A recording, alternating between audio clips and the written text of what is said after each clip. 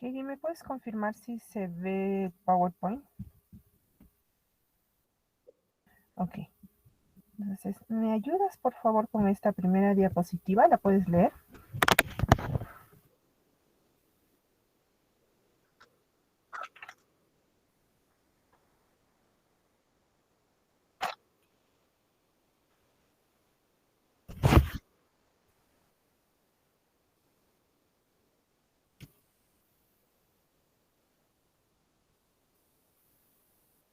Sí, sí, todo.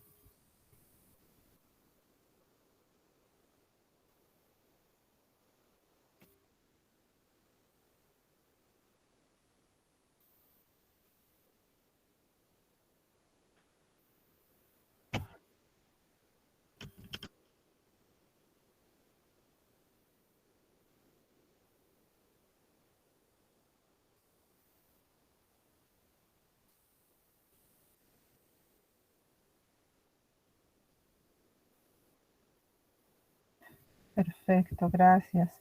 A ver, ¿algún voluntario que quiera comentar el caso? Daisy Espinosa, ¿qué podrías comentar respecto a esta historia? Doctora, ¿se me logra escuchar? Sí, No perfecto. sé, yo lo escucho muy bajito. ¿O soy Ah, yo? ya. Yo te escucho muy bien. Yo no- ¿Se me escucha, verdad? Sí. Ya, nos dice que nuestro paciente, a ver, tiene 35 A años. ver, vamos a ordenar para Mm, hacerlo más rapidito y más ágil, ¿ya? ¿Qué síndromes podría señalar que tiene este paciente? ya, quizá un síndrome de hipertensión endocraniana, doctora, Ya. porque presenta una forma súbita, presenta cefalea, eh, y también presenta que fue el peor dolor de su vida. Aparte de que también va a presentar lo que viene a ser la visión borrosa y también lo que la presencia de vómito. Ujú. Ya. Andrés Eduardo, ¿estás ahí? Doctora, ¿me escucha? Sí. ¿Cuál crees que sería la causa de esto? O sea, ¿qué pensarías? A ver, te viene este paciente.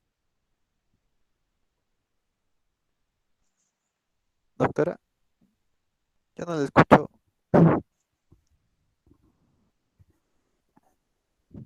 Síndrome de hipertensión endocraniana, ¿qué podrías presumir? ¿Qué podrías hacer en ese momento?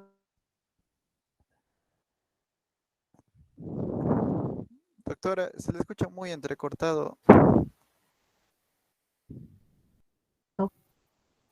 Hola, hola, ¿Me ¿me podría escucha? repetir, por favor, doctora? Sí, sí, Se le parece que escuchó se muy cortó. entrecortado. Eh, ¿qué propondrías como tu posibilidad diagnóstica en este paciente y por qué? ¿Y qué Ah, plantearías hacer en ese momento? bueno, doctora, como dice ahí, ¿no? El dolor la cefalea fue súbita y, y bueno, como hemos ido viendo, es una bandera roja, ¿no? Entonces nos apuntaría más una cefalea de causa secundaria, claramente. Y bueno, la visión borrosa y vómito, de carácter explosivo, nos haría pensar que se está desarrollando un síndrome de hipertensión endocraniana.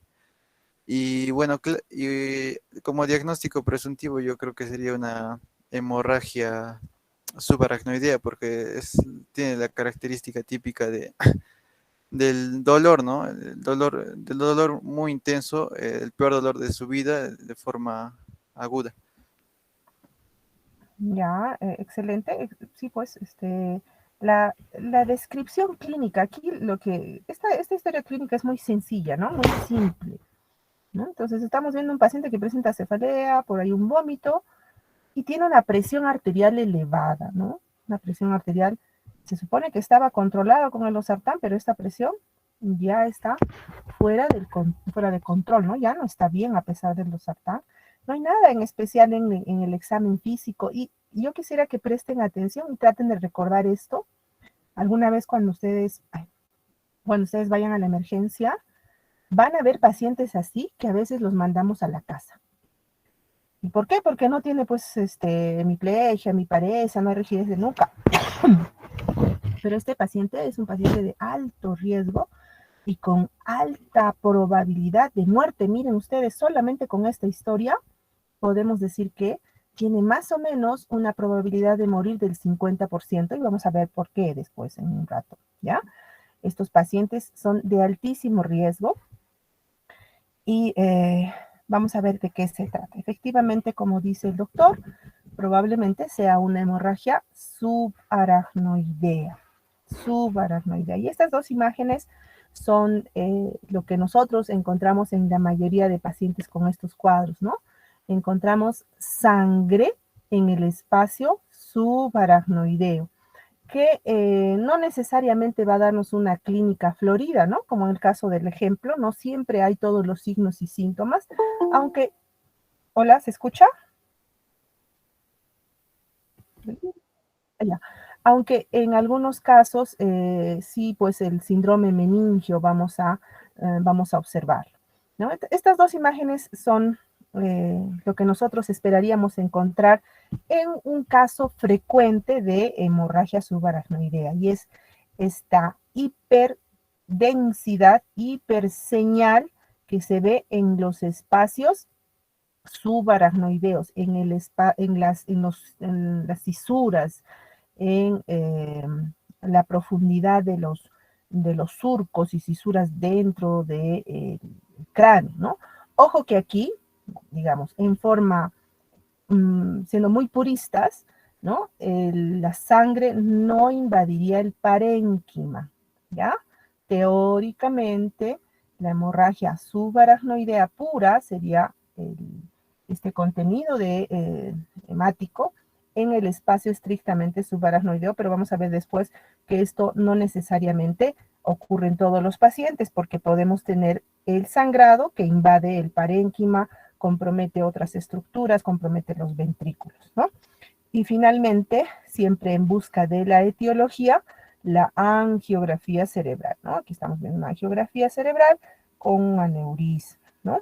Que puede ser gigante, o en algunos casos aneurismas mucho más pequeños que, bueno, al recibir el tratamiento van a ocluirse, ¿no? Entonces, la definición se trata de una ruptura vascular que va a liberar el contenido hemático hacia este espacio subaracnoideo. La severidad es bastante variable, tiene altísima asociación con muerte y trastorno de conciencia. El cuadro puede ir desde una historia como la de nuestro paciente, una cefalea nada más, ¿no?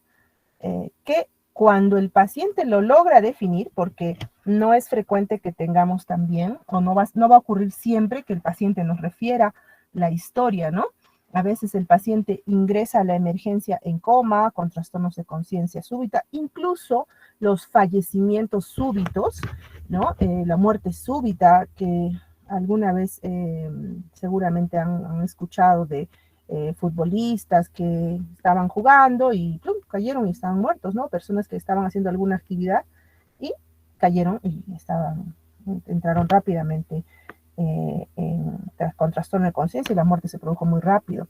Bueno, esta es una posibilidad en este grupo de pacientes. El cuadro clínico, cuando tenemos acceso o la posibilidad de tener la historia del paciente, lo describe tal cual, ¿no? Las descripciones semiológicas dicen la peor cefalea de tu vida, el thunderclap headache, ¿no? O sea, como un trueno en la cabeza, un golpe intenso en la nuca, ¿no? Muy frecuentemente en relación a algún esfuerzo físico, ¿no? Por ejemplo, pujar, hacer alguna maniobra de Valsalva, hacer algún ejercicio, la actividad sexual, puede asociarse justo al inicio de este cuadro, ¿no? El vómito puede estar presente a veces como parte de la estimulación difusa que existe por la sangre y a veces como parte de un síndrome de hipertensión endocraniana que está en desarrollo.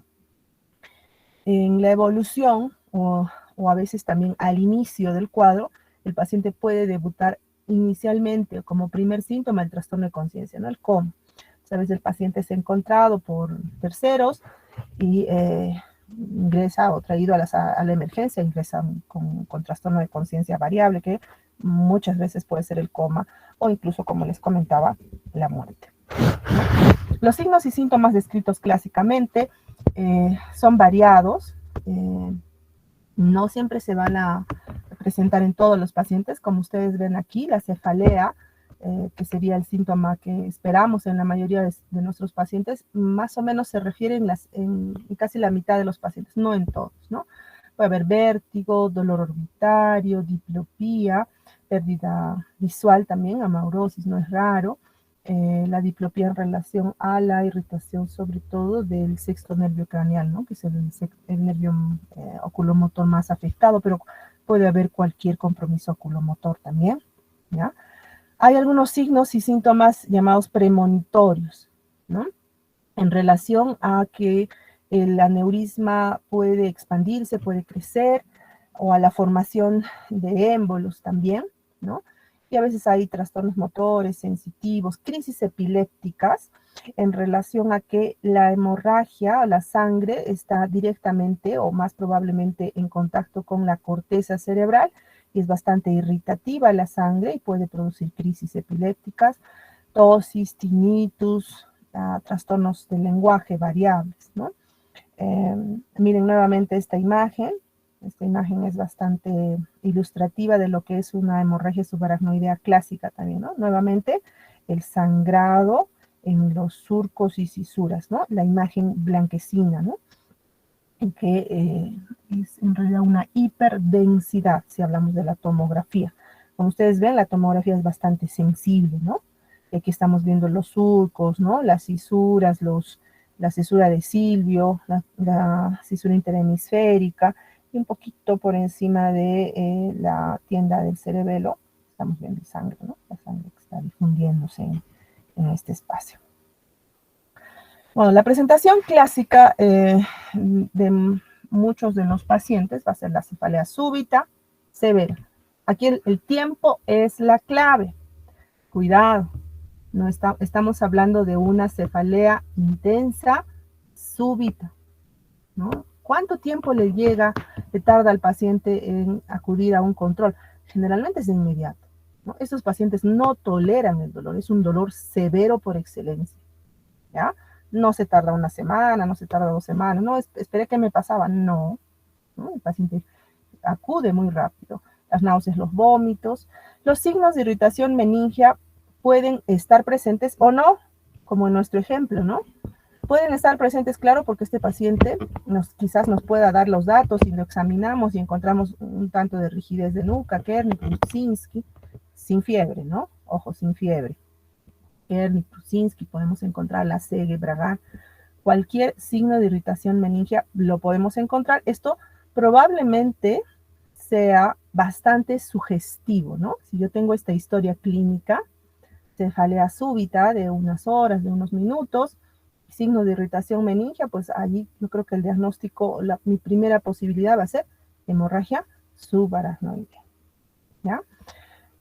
Fotofobia, cambios visuales, focalización de cualquier tipo, dependiendo de la localización de los hematomas que se pueden formar, y dependiendo también esto con la focalización neurológica, vamos a verlo luego, pueden producirse infartos también, y vamos a ver por qué, ¿ya? La pérdida súbita de conciencia también, y la crisis epiléptica, ¿no? Durante la fase aguda.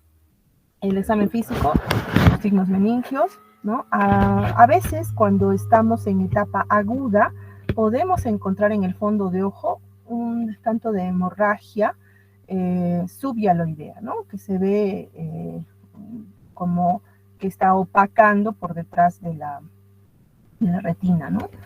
El sangrado. La verdad es que tiene que haber entrenamiento para localizar o para sospechar con esta hemorragia subhialoidea.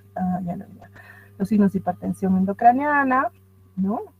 Hipertensión arterial muy frecuentemente con bradicardia, ¿no? La de Cushing, recuerden. Papiledema puede presentarse ¿no? Si es que hay hipertensión endocraniana, si es que el sangrado es voluminoso, ¿no? Generalmente esto ya a las 48, 72 horas, ¿no? La presión arterial elevada. Hipertermia también puede haber, ¿no? Generalmente ya en las siguientes horas, ¿no? No precede. A veces la hipertermia, tener cuidado, porque si yo tengo hipertermia y signos meningios, bueno, podría sospechar una meningitis, ¿no? Y aquí es muy importante la imagen para diferenciar y también el líquido cefalorraquídeo, ¿no? Taquicardias, focalización bastante variable. Las reglas de Ottawa para hemorragia subaracnoidea son bastante interesantes para que las tomemos en cuenta, ¿no? Las banderas rojas de cuándo debemos pedir una imagen, ¿no? Debemos pedir una imagen si tenemos síntomas de dolor cervical, ¿no? O rigidez cervical. En pacientes mayores de 40 años, antes se decía 50, ¿no? Ahora se dice mayores de 40 años que debutan con una cefalea intensa, con una cefalea o la peor cefalea de su vida o una intensidad severa, hay que pedir la imagen, ¿no? Cuando hay historia, cuando tenemos probabilidad de que alguien nos describa si el paciente tuvo pérdida de conciencia, ¿no? Cuando inicia el dolor de cabeza con cualquier ejercicio físico, con cualquier actividad que demande esfuerzo físico, ¿no? Como les dije, de cualquier tipo, ¿sí? Y la descripción de la cefalea en trueno, que dice, ¿no? Hay también limitación a la flexión cervical. Bueno, la hemorragia subaracnoidea tiene altísima mortalidad, incluso en medios, en lugares donde existe acceso al manejo ideal, al manejo adecuado de una hemorragia subaracnoidea, tiene mortalidad altísima, ¿no? Hay series que reportan hasta 50% de mortalidad, 1 de cada 2, ¿no? Y es una enfermedad, es un trastorno que va a provocar rápidamente algunas complicaciones que son importantes de conocer porque nuestro manejo inicial va a estar orientado principalmente a evitar estas complicaciones, ¿no? O manejarlas, ¿no? Uno de estos es que muy rápidamente la sangre va a permanecer, sobre todo en zonas donde el flujo de líquido cefalorraquídeo no va a ser adecuado y puede haber formación de coágulo que termina obstruyendo la circulación del líquido cefalorraquídeo. De aquí que vemos muy frecuentemente esto, ¿no? La hidrocefalia. La hidrocefalia a consecuencia de que el líquido o hay coágulos en el espacio subaracnoideo que impiden, reitero, la circulación del líquido cefalorraquídeo, ¿no? Una complicación también que ocurre generalmente en las primeras horas, en los primeros días, y que también tiene altísima mortalidad es el resangrado.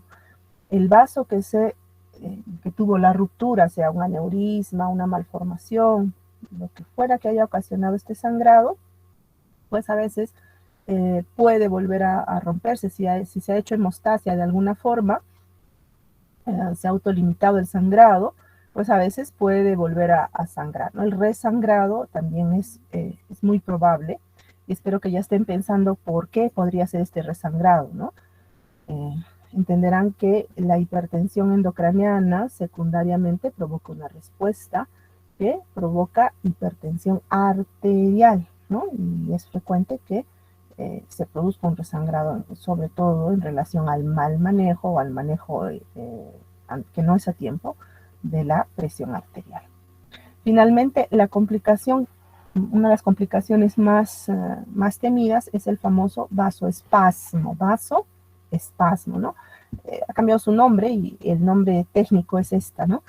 Isquemia cerebral retardada. ¿Qué es lo que sucede? Al parecer, componentes de la hemoglobina degradada en el espacio subaracnoideo tiene una acción vasoconstrictora muy potente que termina provocando isquemia, ¿no? Infartos cerebrales en otras áreas del parénquima cerebral. Y esta es una complicación que tiene, obviamente, al ser isquemia, infarto, pues conlleva a discapacidad neurológica a largo plazo, ¿no? También tenemos crisis epilépticas y trastornos también de la función cardíaca que suelen asociarse en la evolución de esta enfermedad. Cuando nosotros evaluamos a un paciente con hemorragia subaracnoidea, existen algunas escalas. Nuevamente, es importante conocer qué escalas son las que más utilizamos para eso. No les voy a pedir que se las aprendan, pero sí tienen que conocer un poquito para qué sirven y en qué se usan, ¿no? Hay varias escalas de valoración. Esta es una de las más recomendadas, ¿no? La evaluación de Hunt y Hess y la escala de la Federación Mundial de Neurocirujanos, ¿no? Y son predictores a largo plazo. En el caso de la escala de la Federación Mundial de Neurocirujanos, pues está hecha en base a la escala de coma de Glasgow y a la presencia de déficit motor, ¿no? Si está presente o ausente, y de acuerdo a eso hay un pronóstico que se puede dar. En la clínica, esta escala es utilizada a diario, ¿no? Y nos da un grado de pronóstico, ya está bastante bien valorada, ¿no? Tiene muy buenos estudios, aunque sería interesante replicar esta escala, que es muy sencillo de aplicar en la emergencia, ¿no? Si alguien está interesado en hacer algún proyecto de investigación, la réplica de la escala de la Federación de Neurocirujanos está bastante bien validada, pero en nuestro medio sería muy bueno revisarla.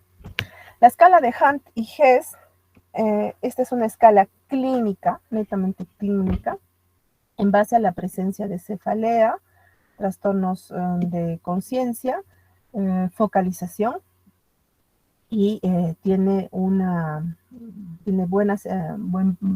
validación para establecer mortalidad, sobre todo, ¿no? Proporción de mortalidad. Entonces, en el grado 1 tenemos, como en nuestro pacientito, ausencia de síntomas, pero solo hay cefalea, que no es tan grave, le permite caminar al paciente, y puede haber rigidez de nuca, ¿no? Que generalmente es leve.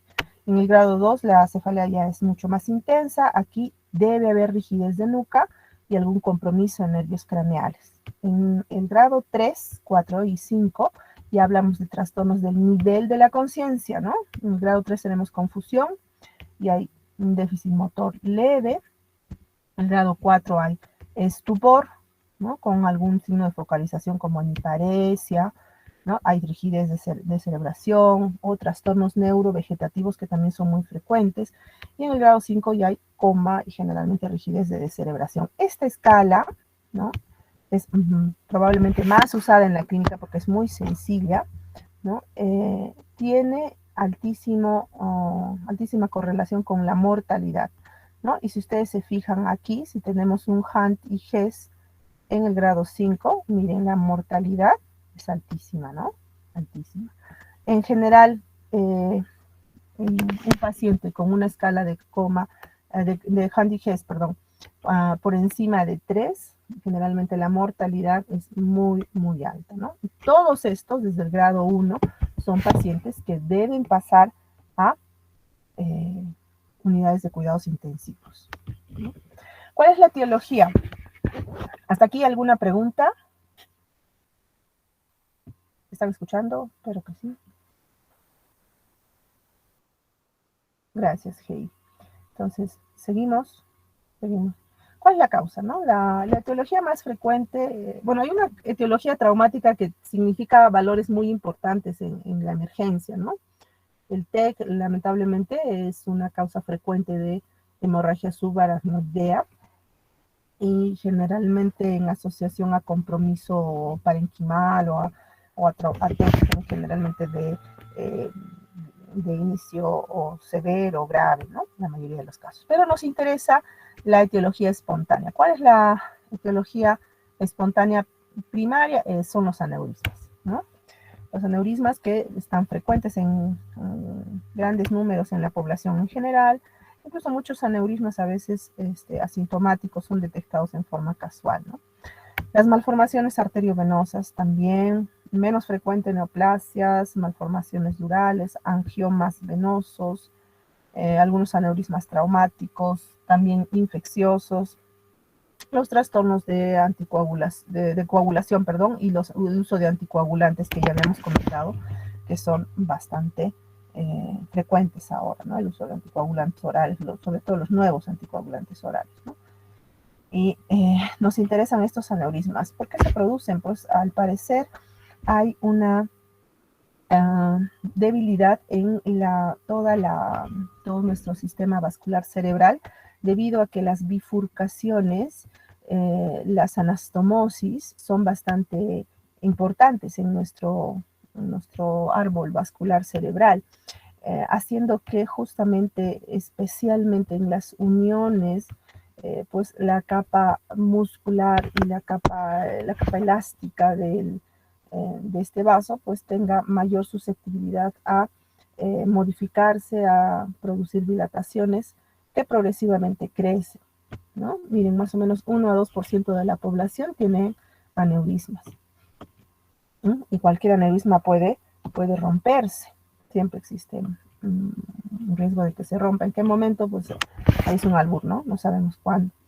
El sexo femenino tiene mayor incidencia, probablemente en asociación a la carga estrogénica de la vida en las pacientes de sexo femenino, ¿no? Y es frecuente que encontremos a veces más de un aneurisma. Dependiendo de su localización, su forma, están los fusiformes, los saculares. Esta forma, la forma sacular, probablemente sea la más frecuente. Bueno, esta es una imagen clásica que seguramente la han visto en el Néter. ¿Conocen el Néter, verdad, doctora? Ya.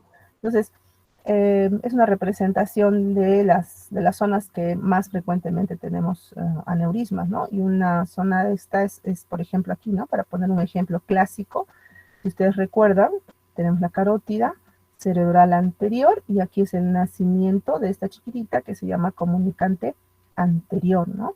Y aquí justamente, como ustedes están viendo, el ángulo que se produce para el nacimiento de esta arteria significa una zona de debilidad.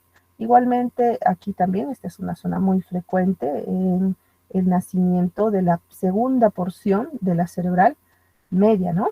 Tenemos la cerebral media, y allí está la porción M1, y ahí entre la M1 y porción M2 son zonas donde cambia bruscamente la dirección del flujo de sangre, y eso probablemente contribuye a la formación de estos aneurismas. Tenemos más zonas aquí, aunque no está representado, el nacimiento de la comunicante posterior, ¿no? Que también es una zona muy frecuente, pero pueden estar en cualquier lado. El diagnóstico. El diagnóstico es principalmente clínico, ¿sí? Necesitamos una alta sospecha clínica. Aquí sí, si ustedes sustentan adecuadamente, puede ser que un paciente venga con el peor dolor de cabeza, pero resultó ser una gripe. Sí puede pasarnos, no hay problema. Si es que nos pasa que el paciente finalmente no tenía hemorragia subaracnoidea, si ustedes sustentan adecuadamente su sospecha clínica, la imagen está completamente justificada, ¿ya? El paciente tiene que dar una descripción clínica clave, ¿ya? Si tenemos algún otro signo o síntoma, pues mucho más, ¿no? Quizás a nuestro paciente del ejemplo, ¿no? Bueno, aunque ya tenía hipertensión arterial, ¿no? Bueno, a veces los mandamos, sí, hasta la tomografía y te esperamos aquí en emergencia, ¿no? Pero en la mayoría de los casos, ya cuando ustedes tienen una sospecha sustentada, tienen que ingresar al paciente. Reitero, podría ser un aneurisma, ¿no? Podría ser un aneurisma que se ha roto y podría morir este paciente en las siguientes horas. Y han visto la tasa de mortalidad, ¿no? Es muy, muy alta. Entonces, tener en cuenta esto. Es clave aquí, clave la imagen. A través del tiempo se han mejorado las imágenes tomográficas, y los softwares utilizados en la tomografía convencional ahora son bastante más certeros. Tenemos tomógrafos que hacen cortes milimétricos que nos permiten detectar sangrado, ¿no? Entonces, acuciosos al momento de mirar la tomografía, ¿ya? Tienen que tener paciencia, mirar la tomografía y conocer. Para yo entrenarme en esto, doctores, tengo que ver, seguir viendo, volver a ver y mirar siempre, siempre, siempre la tomografía. 1, 2, 3 veces. Si no estoy segura, lo vuelvo a mirar.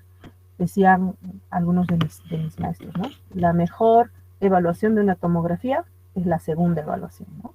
Porque a veces en la primera pueden irse algunas imágenes que no estamos viendo. Entonces, la tomografía simple es altamente sensible, ¿no? Viene el paciente, tomografía simple. ¿Qué estoy buscando? Hiperdensidades, o sea, imágenes blanquecinas en los espacios, surcos, fisuras, ¿no?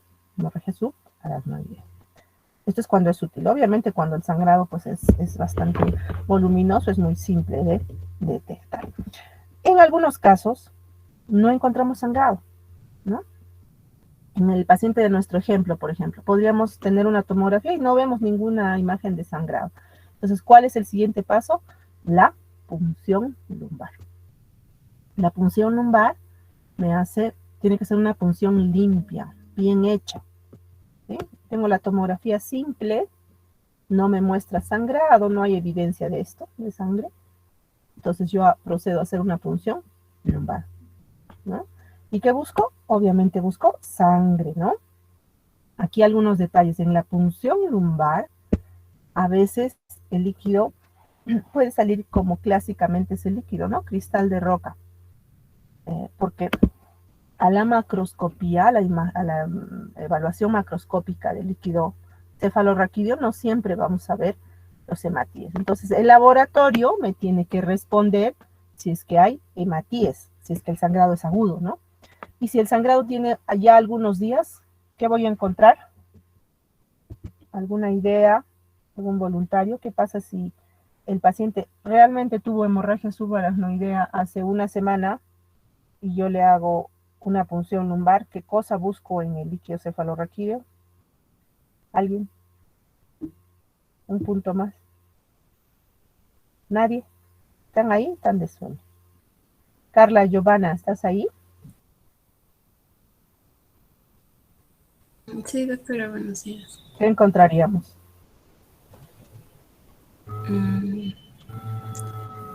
Quizás estaría de otro color. ¿Cómo Sí. podría demostrar que la hemorragia fue la semana pasada, hace 5 días? No recuerdo, doctora. Yadira. Doctora, quizás sería porque ya habría pues el proceso, ya se habría activado el proceso de coagulación, ¿no? Para detener esto, entonces tal vez encuentre algo así. Lo que encontraría serían glóbulos rojos viejos. ¿Cómo se llaman? Crenocitos, ¿no? Leucocitos. Exacto. Entonces, los que podría encontrar crenocitos, ¿no? Probablemente, pero eso hay que mandar a buscarlos, siempre escribir en nuestra orden búsqueda de crenocitos. Bueno, y finalmente a veces llegamos a la angiografía, generalmente la angiografía para ya buscar etiología, ¿no? Cuando ha pasado de repente más tiempo. De nuestro plan de trabajo inicial, al igual que cualquier paciente con SB, con una enfermedad cerebrovascular, vamos a hacer nuestro panel bioquímico, nuestro hemograma siempre, aquí hay sangre, recuerden siempre, nuestro estudios de coagulación, TP, nuestro TP, aquí, INR, TTPA, su grupo sanguíneo, enzimas cardíacas, gases arteriales. Es frecuente que pidamos otras valoraciones porque en pacientes con trastornos de conciencia o que han ingresado en coma es muy frecuente la neumonía aspirativa o el compromiso de cardíaco, sobre todo, ¿no? De enzimas cardíacas que a veces pueden alterarse. La radiografía de tórax, entonces, el electrocardiograma, la punción lumbar, si es que no hemos demostrado en la tomografía el sangrado, ¿no? Imágenes. La tomografía simple, ojo con esto, por favor, presten un poquito de atención. La tomografía simple es el gold estándar para el diagnóstico, ¿no? Es el estudio más utilizado para confirmar mi sospecha de hemorragia subaracnoidea. ¿Sí? La imagen contrastada puede utilizarla en algunos casos, por ejemplo, de aneurismas gigantes, puede ayudarme muy rápido a detectar el aneurisma, y también en caso de que exista extravasación del contraste, puede ayudarme a localizar la zona del sangrado, ¿no? El vaso que está comprometido. Pero en general, la angiografía cerebral es la que mejor calidad tiene para detectar incluso aneurismas de diámetros muy pequeños, ¿no? De milímetros. Y dentro de estas angiografías, la que tiene mejor sensibilidad es la que tiene sustracción digital, ¿no? En Lima hay muy buenos centros de estas angiografías o panangiografías cerebrales digitales, ¿no? La tomografía ha mejorado mucho y puede detectar ahora, las tomografías nuevas pueden detectar también aneurismas o malformaciones milimétricas, ¿no? La resonancia generalmente ya es un estudio secundario, su sensibilidad es un tantito menor. Nuevamente esto quizás en el tiempo varíe porque siempre se están desarrollando mejores técnicas de resonancia, de tomografía, ¿no? Y la angioresonancia sí para algunas otras etiologías también puede utilizarse, ¿no? En general, para lo que me interesa que ustedes recuerden de todo esto es que mínimamente yo necesito una tomografía simple, ¿ya? La tomografía simple me va a dar la información. Miren aquí, es el test más importante. Sensibilidad altísima las primeras 24 horas, 92, 95%, pero esta sensibilidad baja, ¿no? Si pasan las semanas va a ir bajando, ¿por qué? Porque el componente sanguíneo pues se va a ir degradando, ¿no? Entonces ya no vamos a ver esta hiperdensidad, ¿no? Ya no la vamos a ver. Reitero, es el estudio más importante, ¿no? Si hacemos dentro de las primeras horas, en las primeras 24 horas, nuestra sensibilidad, miren, es de 92 a 95%. ¿Sí? Por eso es la prueba más utilizada. Y aquí les pido paciencia, mirar con paciencia, mirar de imagen en imagen. Si ustedes tienen chance, como por ejemplo en los hospitales, ¿no?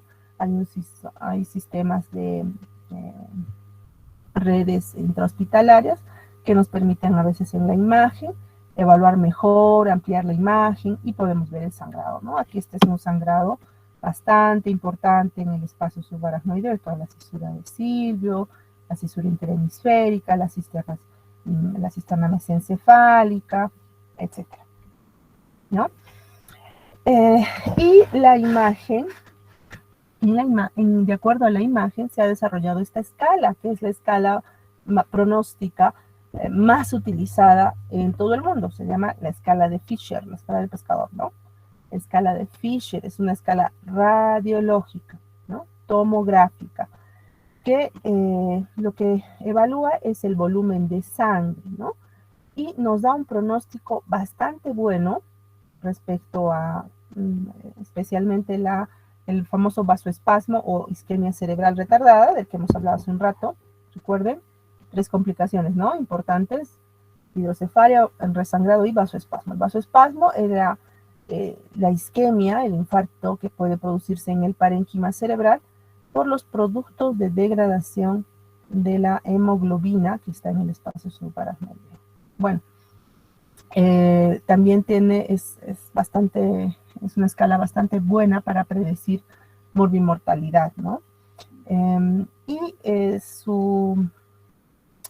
Lo que evalúa es la cantidad, ¿no? El grosor del contenido hemático en los espacios subaracnoideo, parenquimal o intraventricular. Tenemos la escala de Fisher 1, que puede ser a veces con un sangrado que solo se observa en surcos y cisuras, dice que es más o menos menos de 1 centímetro, ¿no?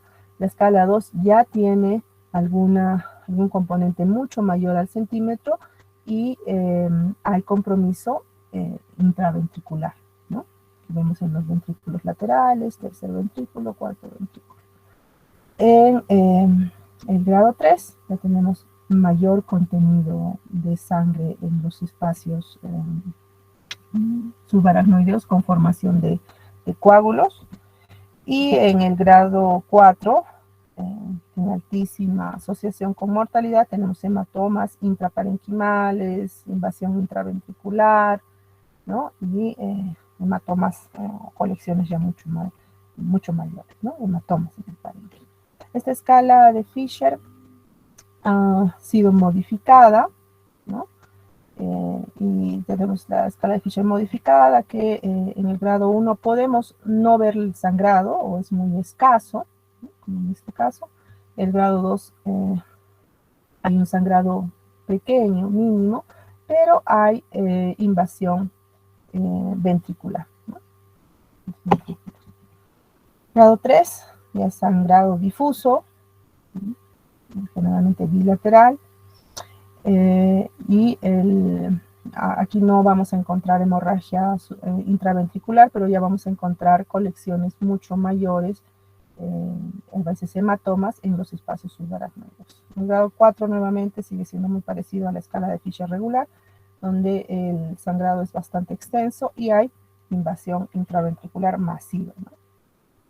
Aquí ya vemos incluso necrosis, ¿no? El pronóstico es bastante malo. La punción lumbar que les comentaba hace un rato, ¿no? Está indicada para cualquier paciente con clínica que no tenga evidencia en la tomografía, ¿ya? No tengo evidencia en la tomografía, tengo que hacer siempre mi punción lumbar, ¿no? Antiguamente en los libros de semiología clásicos ustedes van a encontrar que hacían una prueba que se llamaba prueba de los 3 vasos, ¿no? Entonces, ¿qué es lo que hacían? Recolectaban el líquido en el primer, segundo y tercer vaso. ¿Y qué esperaban encontrar? Que el líquido no se aclare, ¿no? Primer vaso sanguinolento, segundo vaso sanguinolento y tercer vaso igual de sanguinolento. Eso nos habla de hemorragia subaracnoidea, ¿no? Si es que han pasado algunos días, nuevamente la tomografía debería mostrarnos al menos crenocitos, si es que el líquido es casi transparente, y eso hay que buscar, ¿no? Cuando han pasado unas horas ya, el líquido generalmente lo vamos a ver amarillo, ¿no? Entonces vemos santocromía, hay que centrifugar el líquido, ¿no? Y buscar nuevamente los famosos crenocitos, ¿no? Que son los glóbulos rojos viejitos. Esta es una imagen muy buena de una panangiografía cerebral digital, ¿no? Con sustracción digital. Entonces aquí, como ustedes ven, se ve todito el árbol vascular, ¿no? Lo que ustedes clásicamente conocen, todo el polígono de Willis, la circulación cerebral. Veanlo, los softwares, las imágenes ahora pues han mejorado bastante, ¿no? Tenemos en nuestra ciudad también, y en otras ciudades, no muy lejos, en Lima, tenemos equipos excelentes, ¿no? Hay imágenes ya cada vez mucho más refinadas, ¿no? Yo les puedo decir de hace unos 10 o 15 años atrás para lo que hay ahora, pues ha cambiado mucho, ¿no?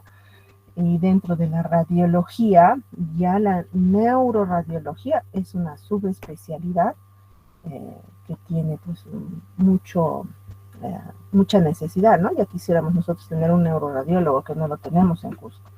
Tenemos varios radiólogos, pero esta subespecialidad es básica y ahora debería existir en cualquier hospital nivel 3, ¿no? Entonces vemos aquí todo el polígono, ¿no? Las cargótidas, miren qué bonita se ve la cerebral media, cerebral anterior, miren aquí bonito la comunicante posterior, ¿no? Comunicante posterior, la basilar, claro, no se ve así rectita, ¿no? Siempre se ve chuequita la basilar, las vertebrales. Miren aquí la pinza del tercero, ¿no? Cerebral posterior, y acá abajito la cerebelosa superior, ¿no? Entonces, este tipo de imágenes tan buenas puede detectar aneurismas muy pequeños, de milímetros, ¿no? De milímetros. Esta es otra angiografía muy buena también, y es bastante, cuando los aneurismas son así de grandotes, bueno, hasta una tomografía, angiotomografía puede detectarlo, ¿no? Pero la angiografía es el gold estándar, ¿no? Es el estudio que idealmente debe exigir un neurocirujano para localizar el aneurisma, miren, milimétrico, y poder hacer el diagnóstico, ¿no? Y el abordaje quirúrgico, ¿no? Esta es una reconstrucción, ¿no? Una reconstrucción de una tomografía, y podemos ver incluso el aneurisma en 3 dimensiones, ¿no? Cuando tenemos la computadora, que acá no tengo ningún video ahorita, pues podemos darle giro, ¿no? a esta imagen y verla en movimiento también, ¿no? Miren una comparación de una angiografía cerebral, ¿no? Con una tomografía, una angiotomografía, ¿no? Aneurisma de la comunicante anterior. Como les digo, los softwares están, si hablamos de nivel de evidencia de cada uno de estos, pues antes la angiografía era nuestro gol estándar, pero ahora sí se puede planear, y la evidencia está creciendo respecto a los nuevos equipos de tomografía que nos pueden mostrar estas imágenes, ¿no? Pueden localizar muy bien. Se puede hacer esto, ¿no? El paciente, por si acaso, esta es una imagen en vivo, ¿no? De un paciente en el que se puede hacer la sustracción de todo el tejido y podemos ver, localizar muy bien la malformación vascular, ¿no? Estas imágenes son pues muy bonitas, ¿no? Al revés, pero muy bonitas. El tratamiento médico, este es el que me interesa que recuerden. El tratamiento quirúrgico, obviamente, es parte importante del manejo de la etiología, pero las primeras horas y el manejo médico van a significar gran parte de la sobrevida de estos pacientes, ¿sí? En las primeras horas, al igual que en otra enfermedad cerebrovascular, es muy importante que se maneje, que se hagan las medidas generales, ¿no? El CAB, manejo de la vía respiratoria, etc. Pero específicamente enfocándonos en el manejo, sobre todo de los riesgos que tiene la hemorragia subaracnoidea, primero especialmente evitar el resangrado. El manejo de la presión aquí es muy importante. Las drogas que tienen mejor nivel de evidencia para este tipo de pacientes, beta bloqueadores, para el manejo de la presión. Podemos utilizar hidralazina, bloqueadores también de los canales de calcio, los inhibidores ECA, que están como segunda línea de manejo en la emergencia. Una disminución, y aquí les explico por qué, ¿no? Una disminución brusca de la presión arterial, ojo, puede producirnos ya también vasoespasmo. Entonces no nos conviene bajar mucho la presión. Recuerden que este paciente tiene riesgo de hacer vasoespasmo, ¿no? Es muy delicado el manejo de la presión, y por eso requerimos monitoreo de este paciente. Por eso el manejo de todo paciente con hemorragia subaracnoidea es en las unidades de cuidados intensivos, ¿ya? Manejar la presión intracerebral, ¿no? Manejar la presión intracerebral, ya sea médicamente, en muchos casos el manejo quirúrgico también va a ser importantísimo. Utilizar primero en el paciente, generalmente en UCI intubado, podemos utilizar la hiperventilación como parte del manejo. Podemos utilizar agentes osmóticos. Cuidado con los agentes osmóticos, ¿no? El manitol, que es el que más utilizamos en este hospital y en otros lados, la solución salina hipertónica, que es el cloruro al 3% o al 23%, como fuera. Las soluciones hiperosmolares tienen que utilizarse en pacientes en los que hemos hecho hemostasia, ¿no? O sea, ya no está sangrando. Tuvo hemorragia subaracnoidea, pero ya no está sangrando, entonces puedo utilizar los agentes osmóticos. Los diuréticos también, respecto a los esteroides es bastante controversial, ¿no? En general no los utilizamos, ¿no? Intentar manejar las complicaciones que se presenten en estos pacientes. El resangrado y el vasoespasmo son nuestros enemigos, ¿no? Y es bastante es casi un arte, yo diría, el manejo que hacen los intensivistas para intentar que el paciente no vaya a irse hacia uno de los dos extremos, ¿no? Si la presión se eleva mucho, pues vamos a tener riesgo de que aumente el sangrado, vuelva a sangrar, ¿no? Si la presión se disminuye mucho, tenemos riesgo, vamos a contribuir a que ocurra un infarto cerebral, un vasoespasmo. Entonces es bastante, no es sencillo el manejo de estas dos complicaciones y tiene siempre el paciente que estar en cuidados intensivos para esto, ¿no? La hidrocefalia, ya sea el manejo quirúrgico que se haga de la hidrocefalia o también manejo médico. Las complicaciones como hiponatremia, crisis epilépticas, neumonías o también arritmias que se presentan son importantísimas. Ese es un paciente de cuidado multidisciplinario. En las guías de AJA-ASA, ¿no? También van a encontrar el nivel de evidencia que tienen cada uno de estas indicaciones, ¿no? Miren, para la prevención, en realidad prevenir una hemorragia subaracnoidea es muy poco probable, ¿no? Pero se ha visto que el manejo de la presión arterial, el tratamiento antihipertensivo probablemente sea el mejor manejo que haya para prevenir una hemorragia subaracnoidea, ¿no? Reduce el riesgo. El uso de tabaco y alcohol, también el manejo de los usuarios de tabaco y alcohol también disminuye el riesgo. La dieta rica en vegetales, ¿no? Screening, se puede hacer screening para familiares, ¿no? Y siempre hacer el seguimiento de estos pacientes, que no es tan sencillo porque requieren generalmente imágenes, ¿no? A repetición que vamos a necesitar para detectar justamente remanentes de la aneurisma. Siempre nuestro manejo en la emergencia, estabilización cardiorrespiratoria, medidas generales, la sedoanalgesia, ¿no? El dolor de cabeza de este tipo generalmente es tan intenso que el paciente requiere que, además de los analgésicos, que la mayor parte de veces son opioides, pues lleguemos a utilizar incluso sedantes, ¿no? Sedantes. Entonces, la sedoanalgesia es parte del manejo. Y el tratamiento quirúrgico, actualmente las técnicas endovasculares, los coils, ¿no? Son las técnicas de tendencia actual, tienen un muy buen nivel de evidencia y sigue presente la microcirugía, básicamente la microneurocirugía, ¿no? Dentro de la neurocirugía existe una especialidad que es la microneurocirugía justamente vascular, ¿no? En nuestro país cada vez están entrenándose más al respecto.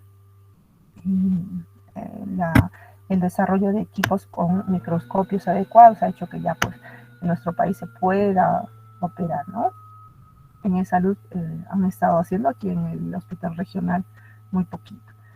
El manejo de las complicaciones, también muy importante porque no es raro que el paciente pueda, o la mortalidad esté más relacionada, por ejemplo, a la neumonía aspirativa, a las crisis epilépticas, a la falla renal, falla de otros órganos y sistemas que puede presentar. El resangrado, ¿no? Tiene que manejarse la idea de prevenir el resangrado lo más temprano posible, siempre que sea factible incluso con antihipertensivos parenterales, ¿no? Llevando siempre o monitorizando siempre la perfusión cerebral, nuevamente porque si bajamos mucho la presión, ojo, va a haber isquemia, ¿no? La hemostasia. La hemostasia que se puede hacer, no hay mucha evidencia respecto a agentes antitrombolíticos, pero estos dos, el ácido tranexámico y el ácido aminocaproico, al parecer podrían ser agentes que se puedan utilizar. La evidencia todavía no es muy alta al respecto, pero sí los utilizamos con frecuencia cuando hemos determinado que el sangrado es activo, ¿no? Generalmente en la emergencia. Y lo podemos utilizar hasta las 72 horas. La cirugía más indicado, la más utilizada sigue siendo todavía el clipaje quirúrgico, pero en nuestro país la embolización se ha empezado a hacer y disminuye a veces el tamaño de la lesión para permitir a veces según la intención el clipaje quirúrgico, o dependiendo de cuán accesible es el aneurisma, pues a veces el clipaje quirúrgico idealmente se puede hacer, ¿no? Es un ejemplo de cómo ingresa, ¿no? Se ingresa igual que un cateterismo para un infarto cerebral. Accedemos generalmente desde la de la arteria femoral, digamos, hasta el cerebro, y lo que se pone aquí son los famosos coils, ¿no? Con microcatéteres. Estamos hablando de diámetros pues muy, muy pequeñitos, ¿no? Donde se inyecta en estos coils y podemos hacer la obliteración, llegar a la obliteración del aneurisma. Unas palabritas más sobre el manejo del vasoespasmo, ¿no? ¿Qué hacemos con el vasoespasmo? No se conoce muy bien el proceso por el que algunos componentes de la degradación de la hemoglobina, específicamente la oxihemoglobina, sería un agente vasoconstrictor.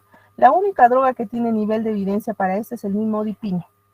¿Ya? El nimodipino tiene un nivel de evidencia 1A, tanto así que lo indicamos de frente apenas tenemos el diagnóstico de hemorragia subaracnoidea, asociado a un mantenimiento adecuado de los volúmenes, ¿no? Si hay hipovolemia, pues va a haber isquemia, ¿no? El volumen sanguíneo circulante, ¿no? No se recomienda la hipervolemia, obviamente, porque aquí también nos podemos ir al otro lado, ¿no? A veces antes se usaba la triple H, que era la hipervolemia, hipertensión arterial, la hipervolemia puede contribuir al resangrado, así que hay que tener mucho cuidado con la hipervolemia. En la hidrocefalia, bueno, el manejo generalmente es con derivación ventricular, ya sea ventrículo peritoneal o derivación ventricular externa que puede realizarse. Y las complicaciones médicas, manejarlas tempranamente, al igual que en la enfermedad cerebrovascular, el manejo de la presión arterial, el manejo de la glicemia, hiperglicemia, según sea el caso, ¿no? De la temperatura también, que puede contribuir, ya hemos hablado de eso en isquemia, ¿no? Puede contribuir al incremento de la demanda metabólica y producir mayor isquemia, ¿no? Tenemos tiempo, creo que para algunas preguntitas. Daisy. Doctora. Sí, Daisy, te escucho. Doctora, una pregunta. ¿Y la colocación de un clijo en la ligadura de los cuellos del cuello del aneurisma, eso me va a ofrecer una mejor posibilidad de recuperación? Depende de cuánto daño exista, ¿no? Si es que estamos hablando de un paciente ¿dónde está esto? De un paciente que ingresa con un Fisher 1, ¿no? Una escala de Fisher 1 o quizás 2, donde no hay compromiso parenquimal importante, el pronóstico probablemente sea muy bueno. Pero, ¿qué pasa aquí, por ejemplo? Vamos a ver esto. Tenemos un paciente así, tiene un aneurisma, ¿no? Pero aquí ya vemos isquemia, ¿no? Del compromiso del parénquima. Es probable, esto no me va a ayudar para nada para recuperar esta área con isquemia. Entonces, lo ideal es que encontremos a un paciente que con el clipaje del aneurisma, pues la localización adecuada, evitemos el resangrado y evitemos mayor compromiso al parénquima. Lo que pasa es que sí es muy frecuente que a veces en cirugía el cirujano encuentre el aneurisma en estos pacientes con Fisher 3, 4 y ya existe daño neurológico, ¿no? Entonces, en general, si encontramos un paciente que pueda acceder tempranamente al clipaje, pues probablemente ya tengamos disminuir el riesgo de mortalidad y disminuir el riesgo de resangrado, ¿no? En etapas tempranas. Gracias, doctora. Okay. Rafael. Buenos días, doctora. Al respecto del diagnóstico, Es una parte no me quedó claro. O sea, en esta patología es imprescindible la imagen, ¿no? La tomografía. Pero cuando nosotros tenemos una sospecha clínica fundamentada, entonces de frente al paciente lo metemos a la UCI antes de la tomografía o primero hacemos la tomografía. No, yo creo que primero hay que hacer la tomografía, ¿no?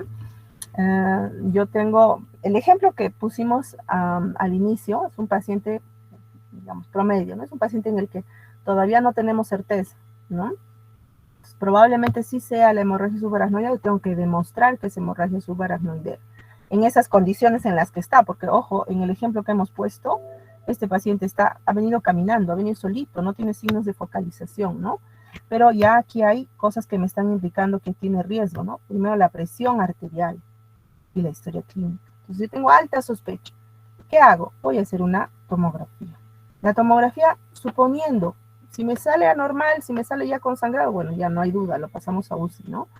Pero si sale normal, ¿qué tengo que hacer? Pedir un líquido, ¿no? Un líquido cefalorraquídeo. Y el líquido me demuestra sangrado, tiene que ingresar a UCI. Así como está, ventilando bien, hablando, caminando, el paciente tiene que ingresar a UCI. ¿Y qué pasa si el líquido me sale normal también? ¿No? Me sale normal. ¿Qué tengo que hacer? Probablemente a este paciente le voy a pedir una angiografía, ¿no? Una angiografía, ya. Reitero, me salió la tomografía normal en este señor. Le hice un líquido cefalorraquídeo, no me confirmó nada, ¿no? Pero yo tengo esta clínica, este cuadro clínico, bastante típico y característico.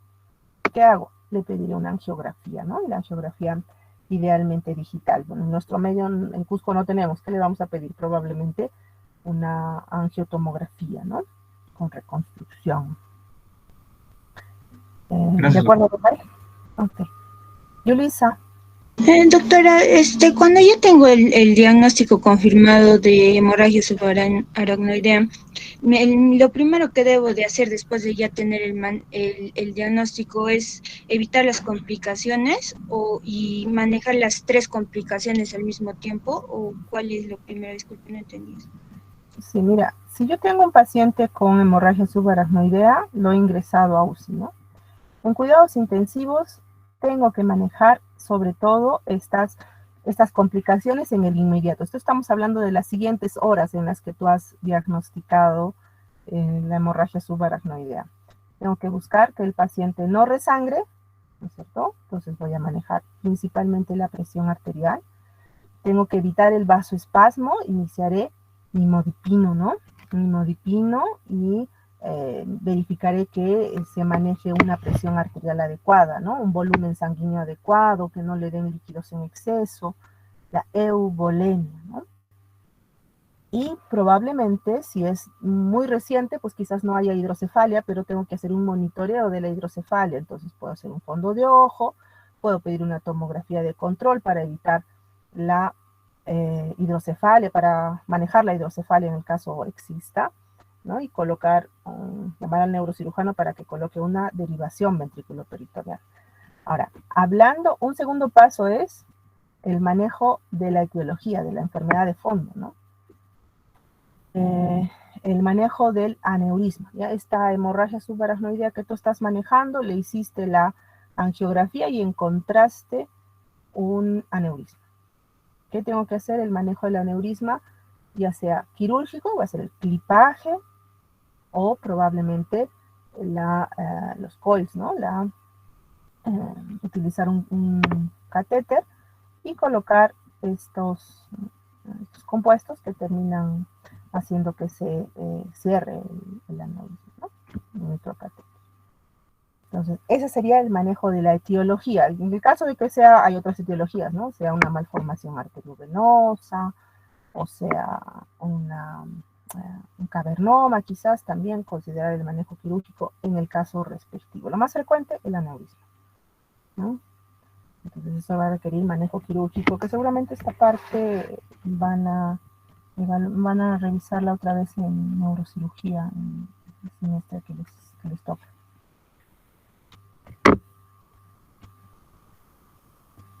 Doctora, No sé si esa era tu pregunta, Lisa. ¿Sí? John David, una última pregunta. Sí, doctora, rapidito más. Si un paciente viene con la peor cefalea de su vida, más síndromes de irritación meningia como náuseas, vómitos, ya esto sumado a un antecedente de hipertensión arterial, entonces yo ya puedo estar sospechando de un derrame subaracnoideo. Derrame, me dice mi abuelita. Tú eres doctorcito, me vas a decir hemorragia subaracnoidea, pues, doctor. Hemorragia, doctora, disculpe. Derrame cerebral, le dicen a todo, ¿no? Bueno, sí, No, es más o menos lo que hemorragia. es lo que hemos revisado en este cuadro clínico, ¿no? ¿Y qué mensaje hay que quedarnos con ese mensaje que John nos está preguntando ahorita, ¿no? ¿Qué hago con un paciente que me dice, esta es la peor cefalea de mi vida? Yo tengo que sospechar, miren, sin ninguna otra cosa, ¿no? Este paciente es de peligro. Este paciente es de peligro, ¿no? Pero ojo, sí nos pasa que a veces el paciente viene a la consulta, viene a la emergencia. Este es el peor dolor de cabeza de mi vida. ¿Y desde cuándo te duele así? Desde hace un año. No, pues, entonces no estamos hablando del peor dolor de cabeza, ¿no? Estamos hablando de una cefalea súbita. El migrañoso, el que tiene cefalea tensional, va a tener este dolor, pero va a ser severo, ¿no? No quita que el migrañoso, el que tenga cefalea tensional, pues tenga el peor dolor de su vida, ¿no? Y sea por una hemorragia. Pueden hacer hemorragia estos pacientes también. Entonces, mientras no tengamos la certeza de que no es una hemorragia subaracnoidea, lo tenemos que tratar como tal, ¿no? Es un paciente de altísimo cuidado, ¿no? Ahora, la historia clínica, la semiología, aquí es básica para nuestro diagnóstico, ¿ya? Es básica. Entonces, la descripción clínica es lo más importante, John David, ¿no? Hay que hacer una buena descripción clínica, bien sustentado. Bueno, si tengo signos meningios, signos de irritación meningia, pues mucho más fácil, ¿no?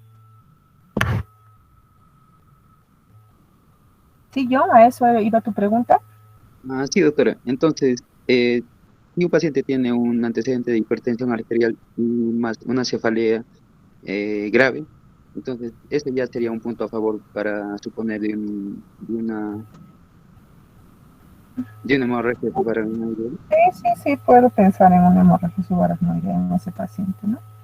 Ya, doctora, Pero, a ver, hay que ver, en el ejemplo que hemos puesto, un detallito más para terminar, doctores. Ese es un paciente con hipertensión arterial, miren, controlada, pero llega a la emergencia con este nivel de presión, 180-90. ¿Qué le ha pasado? Está viendo probablemente hipertensión endocrinal y por eso se subió la presión. Entonces, en este me asusto, ¿no? En este me asusto y digo, puede ser una hemorragia subaracnoidea. Ahora, ¿qué pasa si el paciente no tiene hipertensión, nunca ha tenido historia de hipertensión y yo le encuentro a este mismo paciente sin hipertensión este nivel de presión arterial en la emergencia? Pues con mayor razón, ¿no?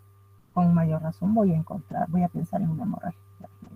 Nuevamente la descripción, repito, tiempo. Esta no es una cefalea de hace un año, de hace un mes.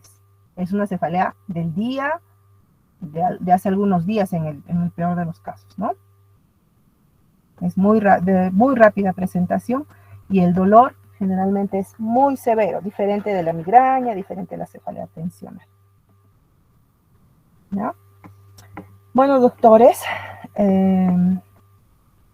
mañana nos vamos a tomar el día para que estudien y pasado mañana nos vamos a conocer, espero a las 11, pero como le comenté al delegado, y por A o B me demorara, me van a esperar, por favor.